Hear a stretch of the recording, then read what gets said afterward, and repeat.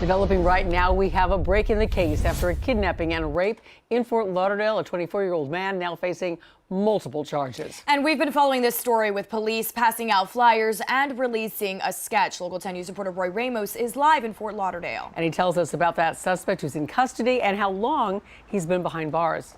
Roy.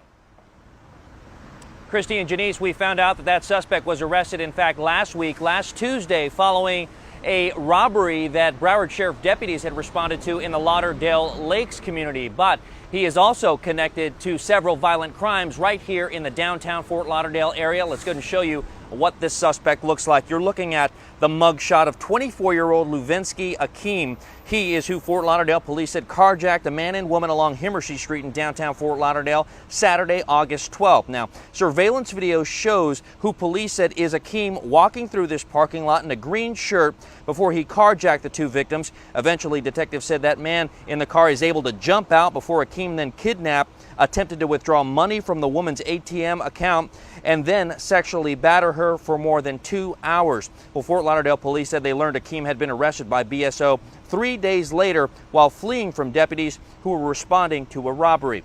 Now, we did get a chance to speak to Fort Lauderdale today about this violent crime that happened here in the downtown Fort Lauderdale area and how they were able to track this suspect down. Take a listen. The suspect kidnapped the woman for about 2 hours, drove her around the city, took her to an ATM, attempted to pull money out of one of her accounts. Eventually, the suspect got out of the vehicle and the victim made contact with police. An exhaustive investigation led us to the identification of the suspect, who, as I stated, was already in custody in the detention center with Broward County.